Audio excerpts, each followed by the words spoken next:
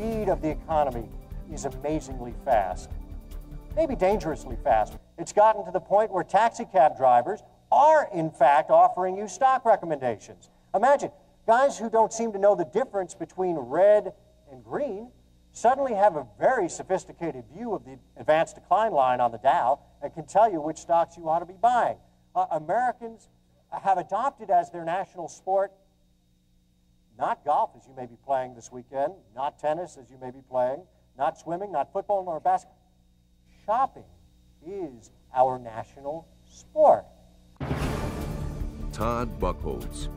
More change, more people, more risk, more opportunity. What does Wall Street want in this environment? I mean, I think most people, I said half of households now have money in the financial markets. Cab drivers, as I said, are interested in the markets. What does Wall Street want from companies?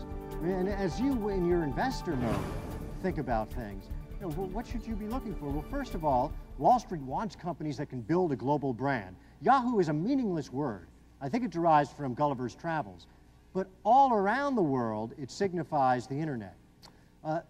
Wall Street wants companies to build alliances, but it doesn't necessarily want them to consummate marriages that are monogamous. When AOL and Time Warner merged, the stock of AOL plummeted as a result. The fact is, over the course of the last 15 years, professional economists, financial experts have done an absolutely miserable job of anticipating what was going to happen in the equity market, the bond market, the commodity market. Even those people who had the grandest degrees from the finest universities and got to sit in the corner offices with the most commanding views, they did no better. Let's face it, I mean, we're just among ourselves, let's be honest. Those people who had the corner offices did no better over the last 15 years in guessing what was going to happen in those markets than the Beardstown ladies, right? The cookie-baking grandmas shuffling their way to the investment club. Now, did smart people suddenly become stupid? No. But what I think happened was the building blocks of the world economy, they just shifted around before our eyes. And the old economic relationships, the old statistical rules of thumb, were shredded by reality. Todd Buchholz. More change, more people, more risk, more opportunity. Even Greenspan said the U.S. is not an island in itself. The fact that Russia is imploding, the fact that Brazil fell apart, the fact that Asia is destroying itself will ultimately drag us down. Didn't happen. Why? The misfortune and misery of the rest of the world made us feel rich. Why? Because Asia had a going out of business sale in '97 and '98.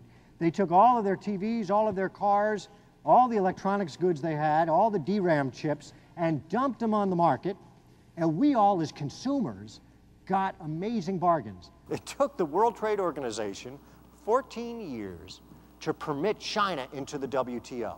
14 years. At the signing ceremony, someone walked up to the Chinese trade minister and asked, "Are you insulted? Are you insulted that it took the great people of China, took the WTO 14 years to permit the great people of China into the WTO?" Well, the trade minister had a sense of humor and a sense of proportion. He said, "You know, we are a 3,000-year-old society. This was very fast. We never thought it could happen so quickly."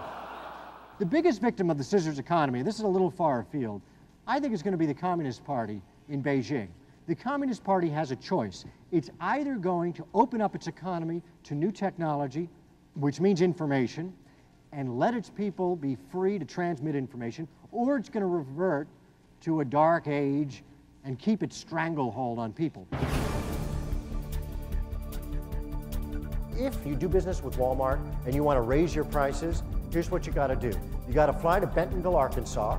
You stay at the Motel 6. There's no cable television there. There's almost no running water, right? If you survive the night on a lumpy mattress, you're locked into a room without windows, and in that windowless conference room, deprived of sustenance, you have to argue that you need to raise your prices. And the answer, almost all of the time, is no, you cannot raise your prices. Businesses do not have pricing power in this economy. If you're producing a product and it's just another old widget, forget it. There's no pricing power, there's no profit, and there's not going to be a rising stock. So you got to be on the search for companies that have figured out how to break out of commodity hell. Starbucks. Coffee, right? Used to be 25 cents. They're not Starbucks. They should call it $5, right? That should be the name of the...